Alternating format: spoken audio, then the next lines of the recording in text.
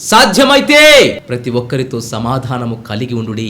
ప్రియ సహోదరుడా, ప్రియ సహోదరి, రోజైనా నువ్వు ఎవరితోనైనా మాట్లాడకుండా, క్షమించకుండా, సమాధాన పడకుండా, నీ మనసులో కష్టాన్ని, ఆయాసాన్ని పెట్టుకొని అతనితో లేక ఆమెతో సమాధానం లేక జీవిస్తున్నావా? మనము శత్రువులను ప్రేమించబద్దులమై ఉండగా మన తోటి సహోదరిని క్షమించలేకపోతే, ఐక్యతతో సఖ్యతతో సమాధానంగా బ్రతకలేకపోతే నిజంగా నీ ఆత్మీయ జీవితంలో ఎంతగా కోల్పోతున్నావో, ఎంతగా నష్టాన్ని ఎదుర్కొంటున్నావో ఒక్కసారి ఆలోచించు.